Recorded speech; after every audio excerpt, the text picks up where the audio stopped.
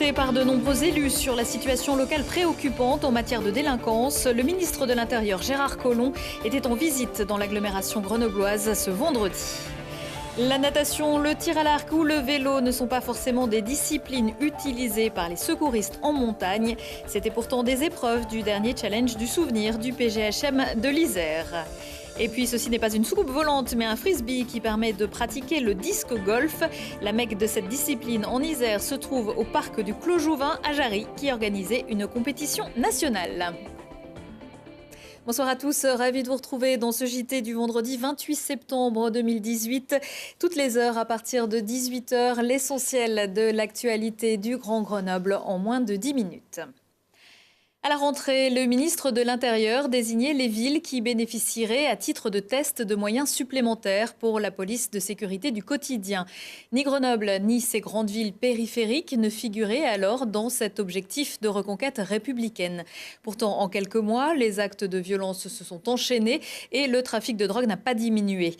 Très attendu, Gérard Collomb était en Isère ce vendredi. Première étape de la visite du ministre de l'Intérieur, le quartier de la Villeneuve-des-Chirolles. Mathias Araez. Il aura fallu 7 mois à Gérard Collomb pour répondre à la sonnette d'alarme tirée en février dernier par Éric Piolle, Renzo Sully et David Kéros. Laissés pour compte lors de la désignation des villes test pour la police de sécurité du quotidien en février dernier, les trois maires avaient d'une seule voix demandé à rencontrer le ministre de l'Intérieur. Rendez-vous pris, l'ancien maire de Lyon a visité le quartier de la Villeneuve à Échirolles et a pu échanger avec les habitants au son de cloches bien différents. Moi, je suis né dans un quartier, je reste dans un quartier, madame. Parce qu'on a acheté. Mais qu'est-ce qu'on fait? Ah, ils passent, là, ils bardent, mais c'est tout ce qu'ils font.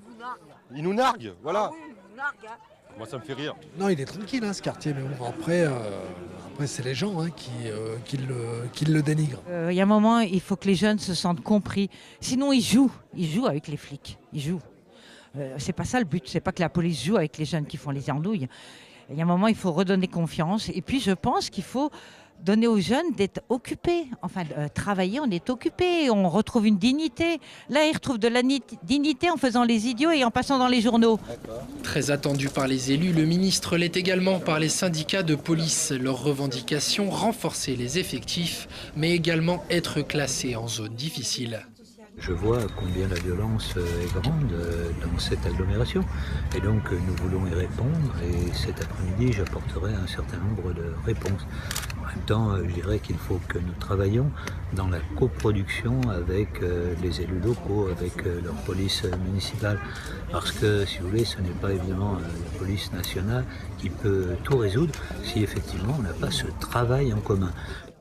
Les réponses, aussi bien policiers qu'habitants qu'élus, les espèrent rapides, dans une agglomération où la délinquance est 53% supérieure que dans des villes de même taille. Après Échirolles, le ministre a été reçu à la préfecture de l'Isère, place de Verdun, à Grenoble. Il a poursuivi sa visite en se rendant à l'hôtel de police pour rencontrer et écouter les services.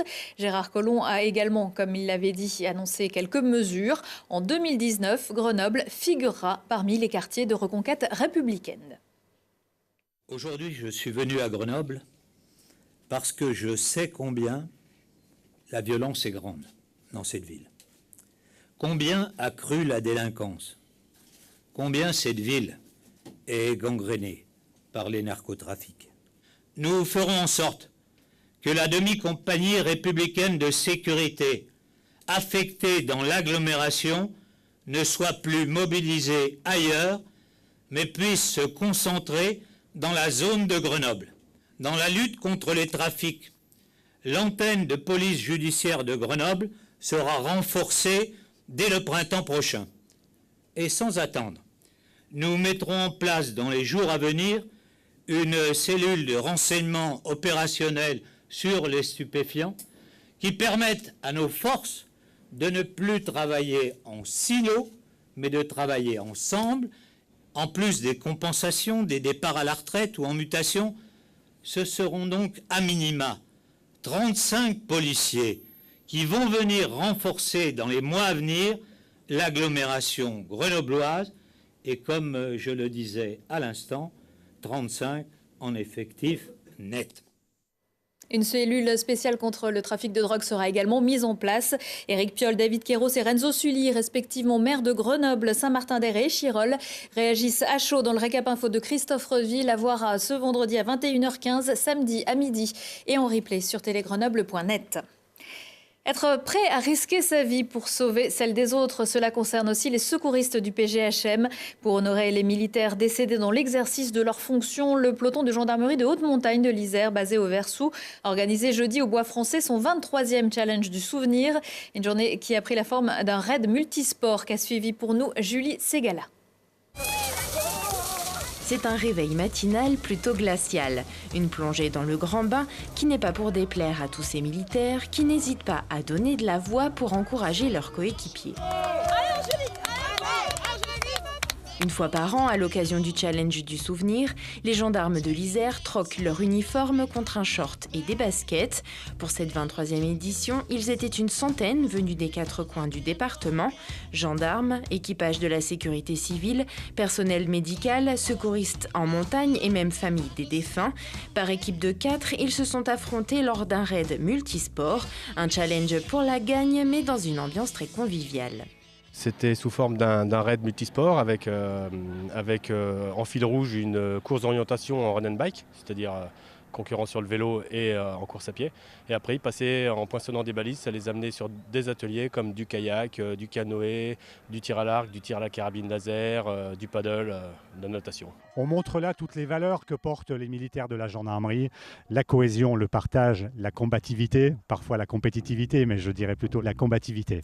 Un temps de cohésion, oui, mais surtout un hommage aux gendarmes secouristes décédés en montagne. Un temps de recueillement qui leur a donné des ailes pour courir, tirer, nager, pagayer et pédaler encore plus vite. Et même le grand chef a mouillé le maillot. C'est d'abord important pour le chef de montrer l'exemple et d'être au même titre que ses troupes qui œuvrent au quotidien, et bien parfois de transpirer, de suer. C'est important aussi dans le cadre de la fraternité d'armes qui nous unit tous, d'être solidaires vis-à-vis de nos camarades qui ont été touchés durement. Au péril de leur vie pour les 4 d'entre eux qu'on honore aujourd'hui. C'est en l'honneur donc de notre papa, où c'est que ça nous fait énormément plaisir.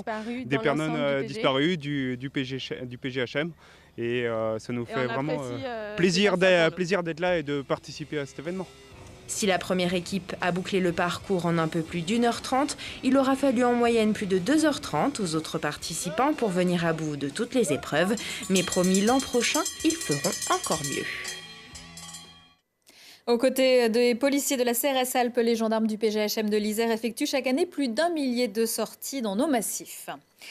Philippe Le Bouteiller remporte le 2e prix et le prix du public de la finale internationale de Ma thèse en 180 secondes. Une façon ludique de parler de la science et d'y intéresser le public.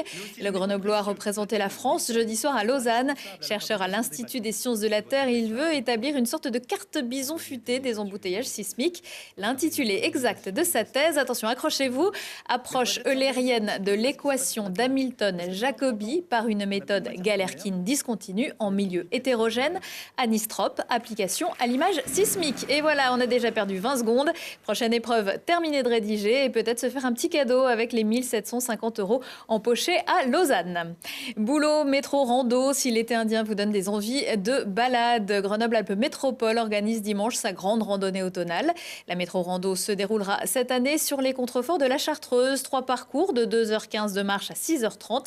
Départ à 8h dans le parc de Fiancé à Saint-Égrève, direction pour le grand parcours Provézieux et surtout un point de rendez-vous facile d'accès. La particularité aussi de ce réseau de sentiers, c'est qu'il est accessible avec les transports en commun. Plus de 80% du réseau est accessible soit par le tram, soit par un terminus de bus. Donc c'est une force aussi de ce réseau de sentiers. C'est pour ça qu'il est très fréquenté, puisque même si une personne n'a pas de véhicule, il peut bien sûr monter sur les coteaux à partir de transports en commun. Donc la métropole gère 865 km répartis sur les 49 communes. Donc sur les 3 massifs, bien entendu, Vercors, Chartreuse et Belledonne. Au-delà de l'entretien et du balisage, on participe à la valorisation des sentiers. Donc on organise 2 métros rando annuellement. Ces 2 métros rando sont choisis de façon à faire découvrir le territoire aux Grenoblois et à tous les habitants de la métropole. L'inscription est gratuite et se fait sur place. On n'a plus le temps pour le disco golf, mais promis, on vous en reparle très prochainement. En attendant, je vous annonce que le FCG va voir le Loup samedi soir. Grenoble se déplace à Lyon pour le compte de la 6e journée de Top 14. Il y aura Jonathan Wisniewski, l'ancien grenoblois du côté des Lyonnais. Coup d'envoi à 18h. À 19h15, 20h15, 23h15, comme tous les vendredis dans Si on parlait, Thibault Leduc s'est entouré de chroniqueuses de choc avec notamment une revue de presse décalée ou un avant-goût des Slow Days de Corançon. Prochain rendez-vous avec l'actu dans 1 heure et en replay sur télégrenoble.net. Très bon week-end à tous.